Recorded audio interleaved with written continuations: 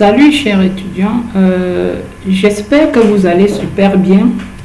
Aujourd'hui, je vous fais cette vidéo pour vous sur les commandes, sur les commandes de base sur Linux. En fait, les commandes les plus utilisées, nous allons les voir aujourd'hui. Pour cela, je vais directement aller ouvrir mon terminal. Nous sommes sur Ubuntu. Nous utilisons la description Ubuntu pour ce cours. Je vais tout de suite aller ouvrir le terminal. Je clique sur Show Applications et je cherche terminal. Voilà le terminal. Je peux aussi taper ça sur la barre, dans la barre de recherche, et voici mon terminal qui ouvre directement l'invite de commande. Voilà, l'invite est ouvert. Je vais me diriger dans le fichier du cours. Principale commande utilisée. Aide sur les commandes. Donc là, le bloc-ci, c'est le bloc des commandes pour l'aide. La première commande pour l'aide, c'est la commande man. Man qui est l'abréviation de manuel.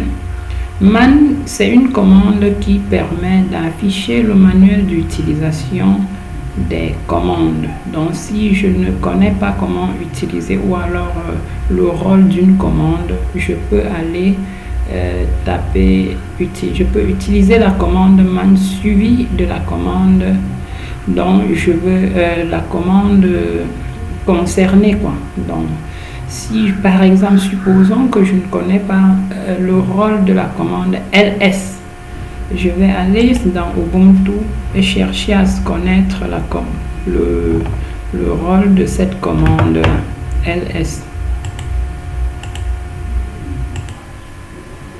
Maintenant, je veux connaître comment utiliser la commande ls. Quel est son rôle? Supposons cela man.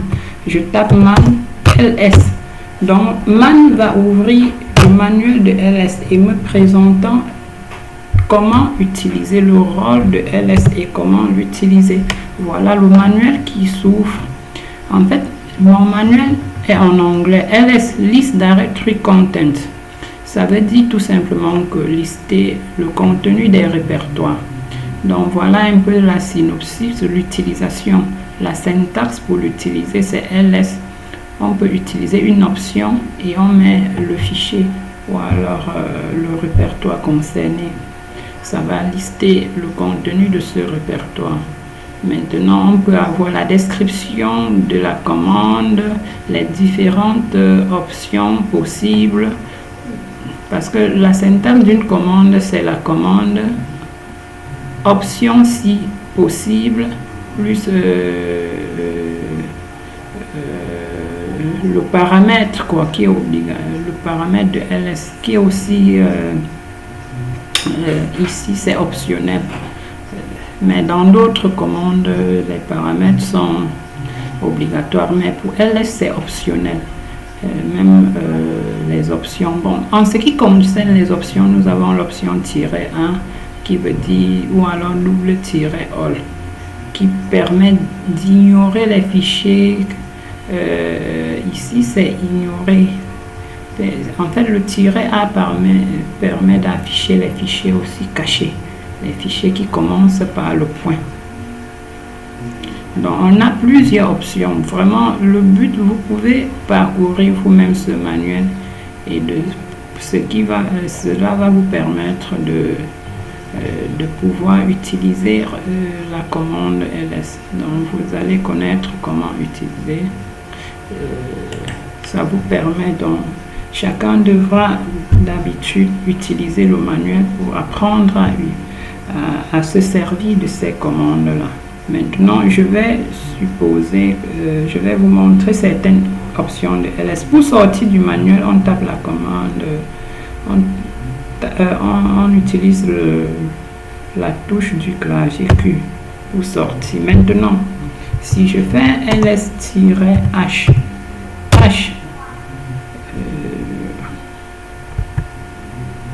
ls-a affiche aussi les fichiers cachés.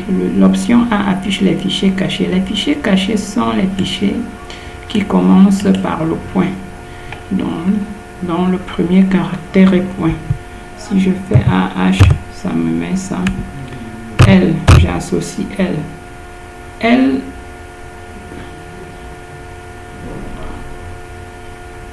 Elle affiche de façon détaillée en fait. Elle va afficher les fichiers de façon détaillée, plus détaillée. Il y a l'option H majuscule.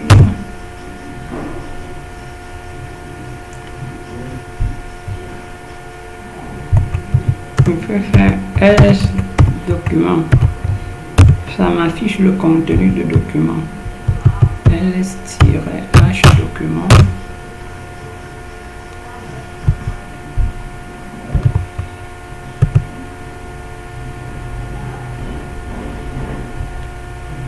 Voilà. On peut aussi trouver de l'aide en utilisant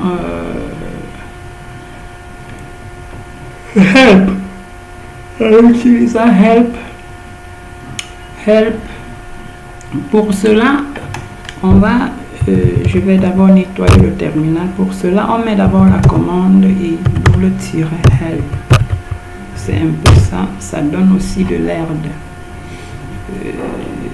Ici, l'aide avec help est un peu moins détaillé que l'aide avec man. Donc, on va retenir que ls va permettre de lister le contenu d'un répertoire. Voilà, ça listait des fichiers du répertoire. Donc, ici, il y a des fichiers dans le répertoire. Le ls-l liste détaillée des fichiers. Détaillé veut dire qu'il va présenter les noms des fichiers et d'autres métadonnées de ce fichier-là, tels que, par exemple, l'heure de création, la date de création, le propriétaire, le groupe propriétaire du fichier et autres.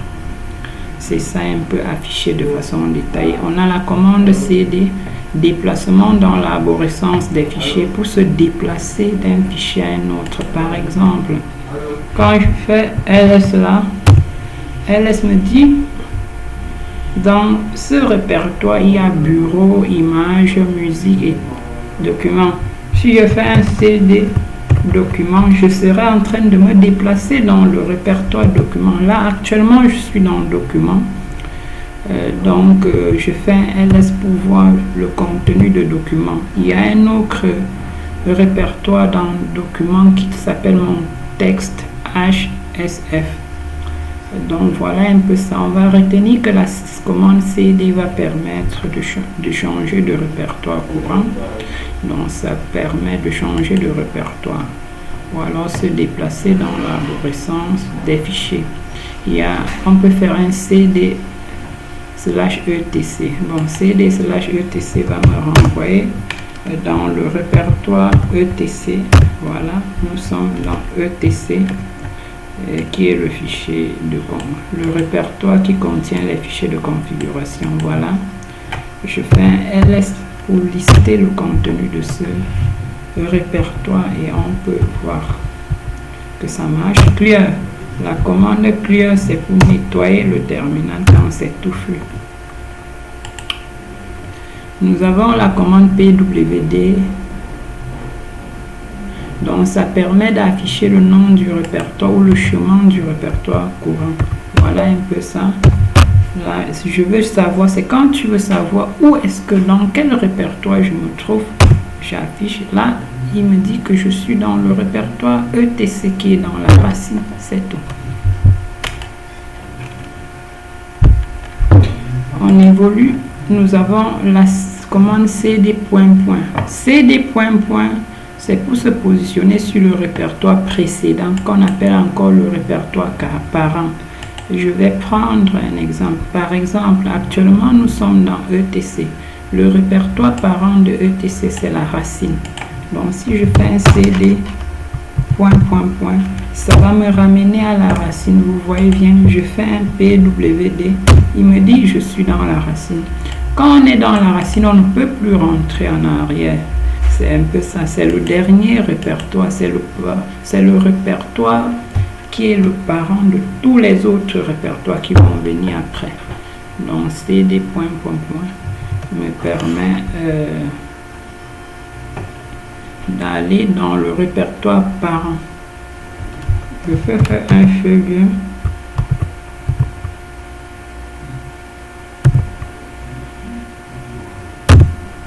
Je fais PW2. Actuellement, je suis dans le répertoire EVADM. Donc, si je fais un CD ça va me ramener dans Home parce que EVADM est dans Home. Quel est le répertoire précédent de EVADM? C'est Home, qu'on appelle encore le parent, le répertoire parent. Là, vous voyez bien que nous sommes dans Home. Si je tape PWD, je vais me retrouver dans Home. Maintenant, il y a la commande MKD pour la création du répertoire. Ici, par exemple, on veut créer le répertoire PROC. Et on va aller pratiquer cela. Comment créer les répertoires? Je vous rappelle la commande clear. Je rappelle la commande clear pour nettoyer le terminal. Maintenant, je vais aller dans le document. Non. Document, oui, avec la commande CD. Maintenant, ici, je vais créer un répertoire qu'on va appeler avec la commande MK. MKDIR permet de créer un répertoire. Je vais appeler le répertoire la PROC, un peu comme dans notre fichier ici. Cette commande crée le répertoire PROC. Comme créer un dossier, quoi. C'est la même chose. Je crée le dossier PROC. Je fais un LS. Vous voyez que PROC est là. Créé. Je fais un CD PROC. CD PROC pour me diriger dans le répertoire, pour aller dans le répertoire PROC. Je fais un PWD pour dire, mais tiens, je me trouve où? Je suis dans quel répertoire? Quel est le chemin du répertoire dans lequel je me trouve? PWD me donne cette information. PWD dit, je suis dans PROC. Et PROC est dans document. Document est dans EV, EDM. Et EV et ADM est dans Home. Home est dans la racine. C'est un peu ça, le rôle de cette commande-là. On avance. RMDIR, effacement du répertoire PROC. Ça, c'est pour supprimer le répertoire PROC. Pour supprimer, je viens là, je supprime le répertoire PROC. Je fais d'abord un clear. Maintenant, quand je fais ls, vous voyez, bon, je fais un cd point. Je suis dans PROC, cd point va me ramener dans le document. Je fais un ls, vous voyez bien PROC. Je fais maintenant rmdir pour supprimer le répertoire PROC. ls, vous voyez comment ça n'apparaît plus. PROC est parti, c'est vide là. Voilà. Maintenant, la commande CP, c'est pour faire une copie. Copier PROC 1C dans PROC 2C. Donc en fait, s'il faut déjà que ces fichiers existent, on fait la copie d'un fichier dans un répertoire, quoi. Mais il faut déjà que ce fichier existe. Maintenant, pour cela, nous allons, pour créer un fichier, parce que là, il faut créer le fichier. Il faut créer le fichier. Pour créer un fichier, on peut utiliser la commande touch. Créer un fichier vide de ce nom s'il n'existe pas. Sinon, changer la date de dernière modification. En fait, la commande touch pour un fichier, si le fichier n'existe pas, touch crée le fichier. Si le fichier existe, touch fait seulement la mise à jour de la date de dernière modification. Dans lui, il change. Si par exemple j'ai créé un fichier hier, et que aujourd'hui je tape la commande touch sur ce fichier là. Touch va juste modifier l'heure et la date de création de ce fichier.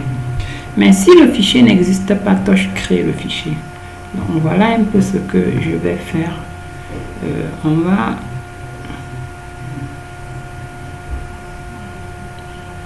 Donc il faut déjà que le répertoire, parce qu'on fait la copie d'un fichier dans un répertoire. On fait la copie d'un fichier dans un répertoire et c'est ce que je vais faire.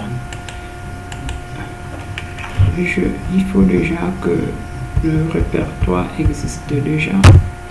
Je vais rappeler pour créer la commande proc, le répertoire proc. Je crée le répertoire proc. Après maintenant, je crée un fichier dans ProcTouch. Proc, le fichier là va s'appeler, je vais l'appeler PR01. Voilà le fichier. Si je fais lsproc pour dire je veux voir le contenu de proc, je vois le fichier là à l'intérieur, prproc. Si je fais ls de façon détaillée avec lsl de proc, lui va me détailler. Donc il va me dire que le fichier proc a été créé à 8h50 le 30 novembre. Le groupe propriétaire c'est EVADM, le propriétaire c'est EV et beaucoup d'autres informations. Maintenant, là n'est pas notre problème. Je vais essayer de faire la copie de PR dans un autre dossier et je vais faire sa copie. Si par exemple je veux copier ça dans un autre répertoire, je vais d'abord créer un autre répertoire qu'on appelle proc1. Voilà. Je fais ls, proc1 existe, mais je vais faire un cd cp pour copier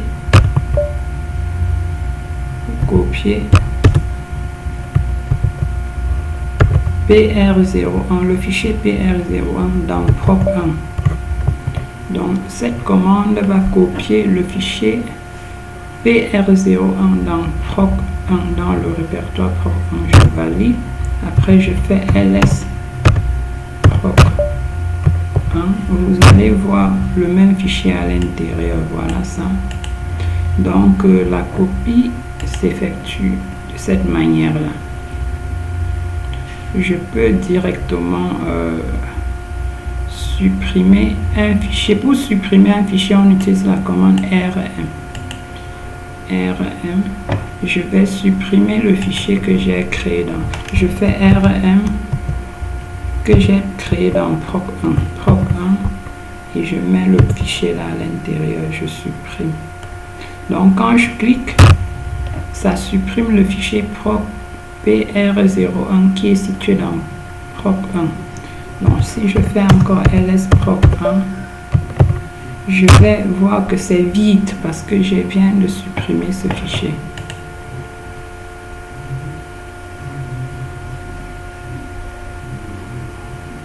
Bon, il y a une autre façon, renommage du... Donc on peut renommer un fichier. Je vais renommer le fichier proc. Par exemple, je vais aller dans cd proc. Je pars dans le répertoire proc ls. Il y a un fichier qu'on appelle PR01. Je vais renommer ça en PR02. La commande est la suivante. Je fais PR01 et je dis le nouveau nom sera PR02. C'est-à-dire on utilise la commande mv pour renommer. Je vais renommer PR01 en PR02. Vous avez vu que j'ai fait un ls dessus, ça a donné PR01. Je veux changer le nom là, que ça devienne PR02. Pour cela, je tape cette commande qui va modifier PR01 en PR02. Je valide et je fais un ls. Vous voyez maintenant que j'ai désormais PR02. Ça a modifié ce fichier.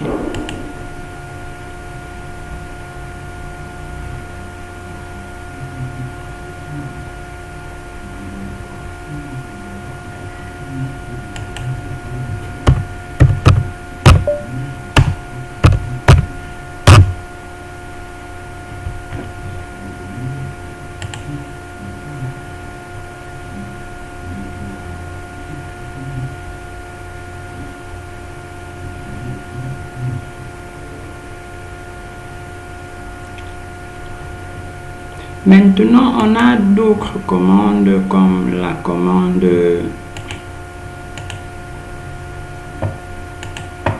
bon, comment écrire du texte dans un fichier. On peut aussi apprendre à écrire du texte dans un fichier. Il y a deux cas. On peut utiliser un éditeur de texte comme Nano. On peut utiliser Nano. Je mets le nom du fichier devant Nano et ça ouvre mon éditeur de texte. Je dis, j'ai écrit mon test, je vais réussir mon examen.